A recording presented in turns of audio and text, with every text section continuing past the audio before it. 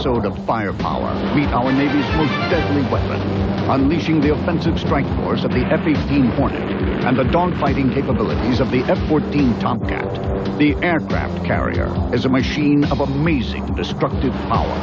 It's glamorous, glorious, and highly dangerous. So strap yourself in for a wild ride with our Wings Over the Sea.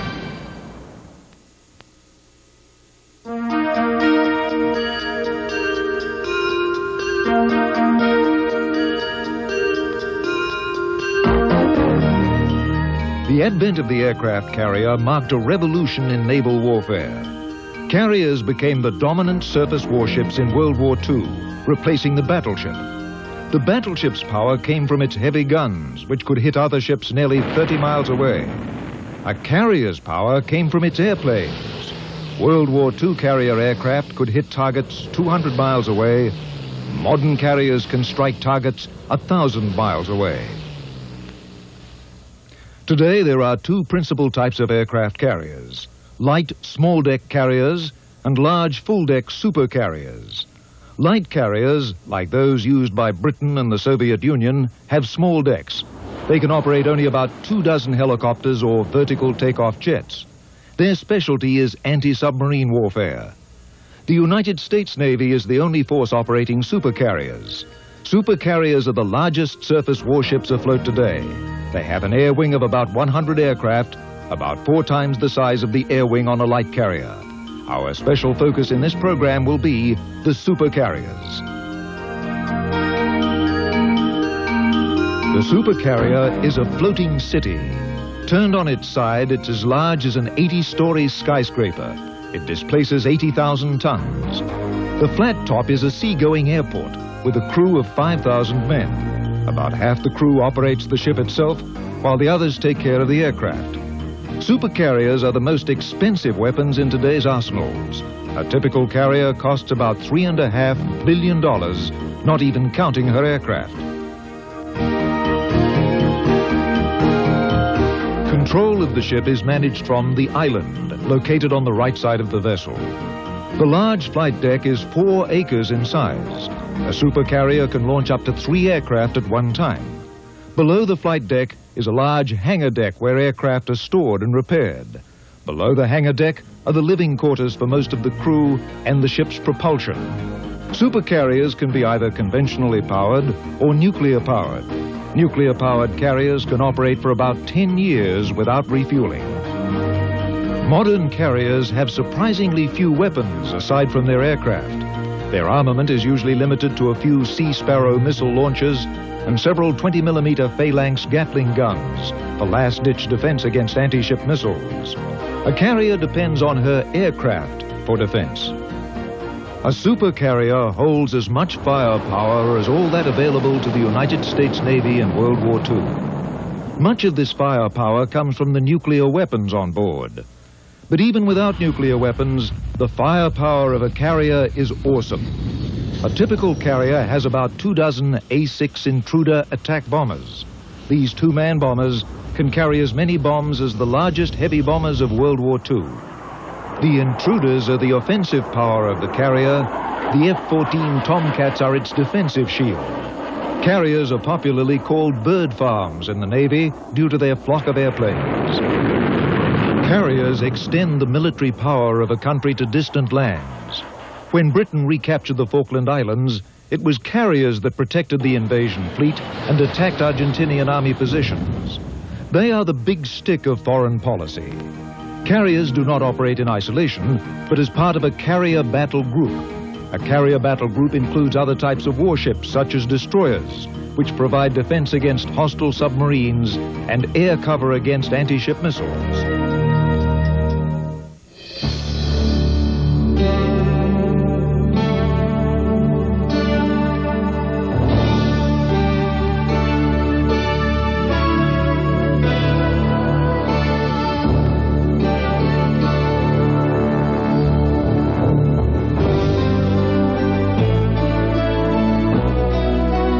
What separates carrier pilots from other military aviators is the skill required to operate from the small flight deck. The carrier is so short that a steam catapult is used to fire the aircraft off the carrier deck. There are usually 4 catapults on each carrier. The front landing gear of the aircraft is locked into a device called a shuttle. When the catapult is fired, enormous steam pressure is released. This yanks the shuttle and the aircraft across the deck at over 100 miles an hour. A Navy aviator describes the experience. Oh, it's a blast. It's a kick. You're sitting in there and you're getting all set. You know, your heart's going a mile a minute, and the pilot's looking for certain signals from the deck crew that everything's all set up, that the nose gear's all hooked up and everything. And when the pilot's all set to go, he gives the deck crew a smart salute, and he puts his head back, and you wait 1 or 2 seconds till the catapult officer presses the button, and then it's just a kick. You know, it's just a big kick. Tremendous acceleration from 0 to upwards of 120, 130 miles an hour knots in 2 seconds. And then as soon as you get off the boat, it's like everything stops, because you don't have the acceleration anymore. You just have the speed, and it's sort of like you're floating. You know, you got to look at your instruments, make sure you're flying. Oh, yeah, okay, I'm flying. And then it's a blast. It's a real good time. The tasks of the deck crew may not be as glamorous as the pilots, but they're every bit as vital. Because of the noise of the jet engines, deck crews coordinate their actions by visual means. A pilot can tell the function of the deck crew by the color of their uniform. It's very hard to communicate. It's so loud, so a lot is done by sight. And you can tell who people are by the colors of them. And examples are the people who wear purple are the fuel. They deal with refueling all the aircraft. The people in brown are the plane captains. They assist the crew in pre-plating the aircraft and help them get all set. The people in yellow are the plane directors. They're the ones who move the aircraft. The aircraft doesn't go anywhere unless the plane captains tell them where to go. The men in green are the arresting gear and the catapult crew. They're the ones who hook the plane up to the catapult, and they're the ones who make sure that the landing gear is all set to go. And the people in white are safety. The landing signal officer at the end of the deck wears white. They're involved in safety. So just by looking at the colors, it's very easy to tell what they do and whether they're supposed to be where they're supposed to be and where you're supposed to be. And it makes it a lot easier on the air crew and makes everything flow smooth. During catapult launches, the pilots are just along for the ride. It's the carrier landings that demand all the skill. Carrier landings are often described by pilots as controlled crashes. 20 tons of airplane hit the deck at over 100 miles an hour. Landings are what separate carrier aviators from all other pilots. The landing, on the other hand, is where all the skills involved. That's where the pilots make their money. That's where unfortunately the accidents happen around the carrier. Daytime landings become fun after a while because they're a real challenge, but the nighttime landings, I don't think there's too many carrier pilots out there that'll tell you that landing at night on the boat is fun. It's scary, it's demanding. You get a pasty taste in your mouth and break out in a cold sweat, and you're just glad to be home when the airplane hits the deck. The big problem is attitude reference. When you land at night, there's no depth perception. There's no sense of high or low. There's none of that seat of the pants kind of feel. You're doing it all on instruments, and that includes flying the meatball. You can't barely see the deck, so you're just, everything's visual, and your head's trying to screw you up. Your ears are messed up. Your sense of balance is fouled up, and you're trying to fight all these bad influences just to get yourself home. So I'd say the landing is obviously the more difficult.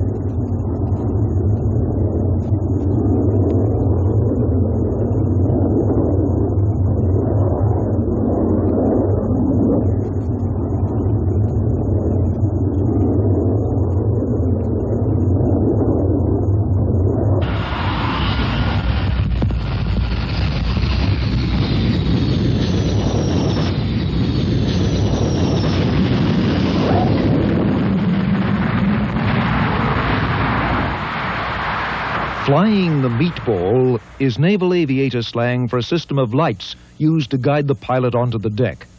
There is a yellow bar, called the meatball, in the center, and a row of green datum lights. If the ball is above the green lights, the plane is too high. Below, and it's too low.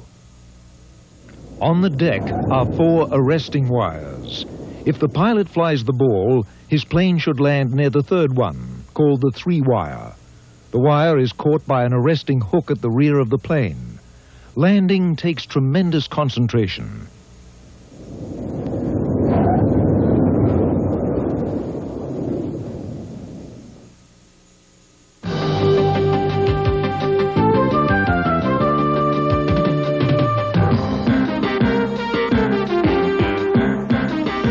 The carrier's offensive power comes from its attack squadrons.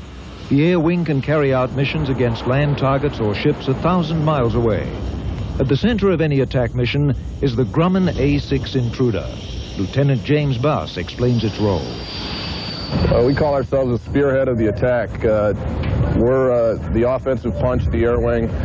We're a medium attack aircraft to carry a lot of bombs in harm's way. Our job is to be the guys that go across the beach, that do the attack. Most of the other airplanes you see out here on the carrier are out here to support us, the fighters, to protect the carrier. The light attack aircraft do a lot of anti-radiation kind of thing, SAM suppression, we call it. They shoot the anti-radiation missiles, the EA-6Bs. They take care of the electronic countermeasures. The most deadly enemy of aircraft such as the Intruder is the anti-aircraft missile. Most modern anti-aircraft missiles rely on radar to find the target and to guide the missile against the aircraft. Radar has one particular weakness. It can be blocked by terrain features, so it cannot see aircraft approaching from low altitudes. The Intruder exploits this blind spot by flying very low to the ground. A-6 is a low-level attack aircraft, so we're low-level. We fly at altitudes. We can go as low as 50 feet, as low as the pilot wants, pretty much. It takes a lot of skill to do that, and they're very skilled pilots. We're usually low. We train about 200 feet, 500 feet in that area. Speeds from 360 to 500 knots. Flying a jet attack aircraft like the Intruder is more than a single pilot can handle. The other seat in the aircraft is filled by a bombardier navigator. I'm a bombardier navigator. I fly on the right seat. The pilot, of course, is the left seat. On his side, he has all the normal flight controls of any aircraft, stick and throttle. Any pilot that flies a Cessna 150 would probably be fairly familiar with most of the stuff on his side of the airplane. There's a few boxes in there that he wouldn't understand right off the bat, just to make his job a little easier. The right side of the airplane, the bombardier navigator side, my side, consists of a radar, a computer, an inertial navigation system, and a forward-looking infrared turret display, which looks like a little TV. The small sensor below the nose of the aircraft is a special thermal imaging sight, which helps the aircraft fly at night. We can see the difference between buildings, people, convoys, trucks, ships, any of that. And that's what makes us able to bomb so accurately at night, which gives us the element of surprise, things such as that. What allows us another aspect that the A-6 has, it gives us great capability, is what they call SRTC. It's terrain clearance. It allows us, it takes whatever the radar's looking at and gives a three-dimensional view on the pilot side. So we can fly in and around mountains, and I can see that on the radar, and the pilot can see it on his three-dimensional presentation. And so we're both navigating through the mountains. We're both cross-checking. I don't accidentally fly us into a mountain because he can see it right there, and vice versa. And so with those two capabilities, it gives us a tremendous advantage, element of surprise. We can fly at night in any weather.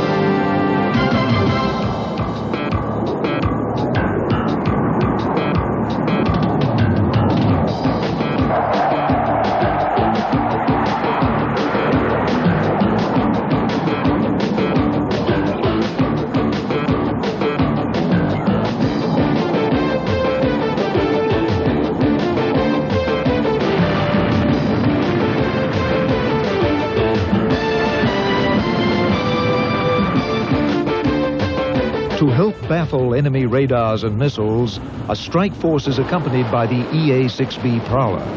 The Prowler locates enemy radars with its sensitive electronics. Once identified, it can jam the radar by using strong electronic signals. An ordinary radar scope looks like this. The small green blips show the location of incoming aircraft. But when jammed with electronic noise from the Prowler, the screen becomes cluttered and unreadable. To permanently eliminate the radar, an F-18 Hornet can carry special anti-radiation missiles that home in on the radar beams.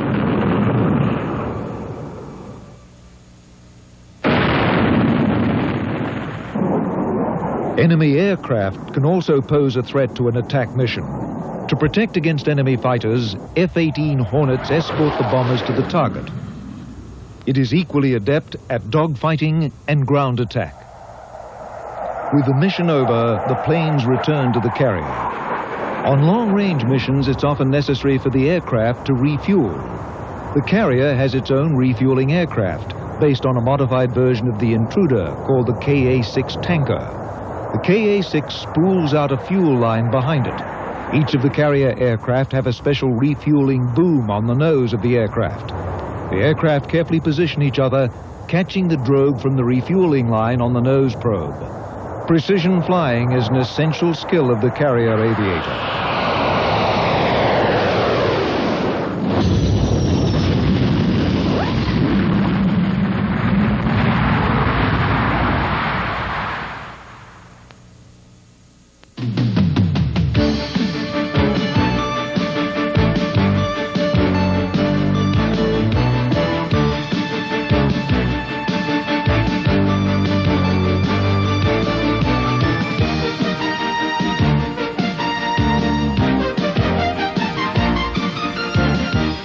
Since the Battle of Midway in 1943, naval aircraft have proven to be the most deadly opponent of surface warships.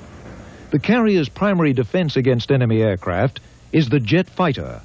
The design of carrier fighters is determined by the type of aircraft likely to threaten the carrier. The F-14 Tomcat was designed to protect the carrier against long-range patrol bombers firing cruise missiles, like the Soviet Tu-95 Bear bomber. The cruise missiles fired by the Bear are as large as a fighter plane and are designed specifically to attack carriers. These missiles contain a ton of high explosive and can be launched over 100 miles from the carrier. The F-14 Tomcat was designed to protect the carrier from this type of weapon. The carrier's radar can search the skies for enemy bombers, but the radar emits radiation that can help an enemy locate the carrier. So in wartime, the radar would often be silent. Instead, the E-2C Hawkeye would be sent aloft to hunt for enemy aircraft. Once the Hawkeye had located the enemy bombers, the F-14 Tomcat would be sent into action. Modern naval air combat bears little resemblance to the dogfights of World War II. It is a popular misconception that the Tomcat was designed primarily for close-range dogfights.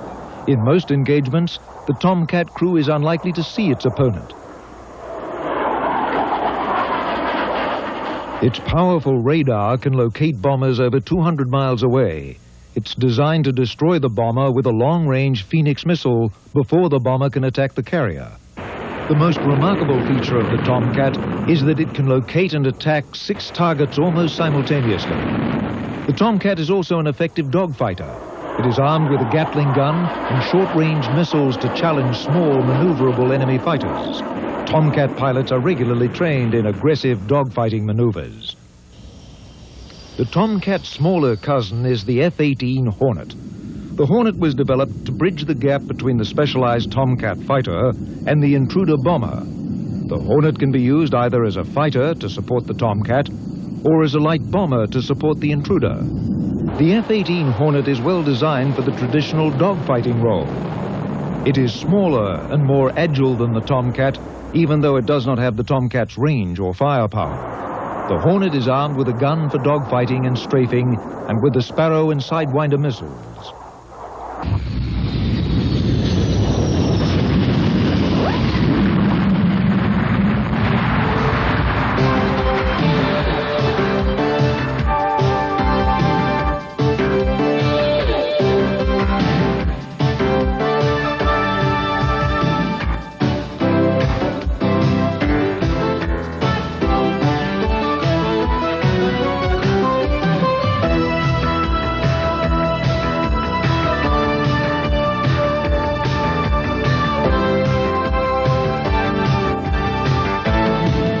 supercarriers had changed little over the past 2 decades, despite modest improvements in their electronics.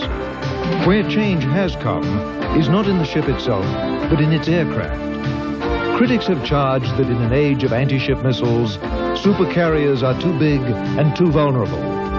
But for the foreseeable future, there is no other ship with such an awesome combination of offensive striking power and offensive self-protection.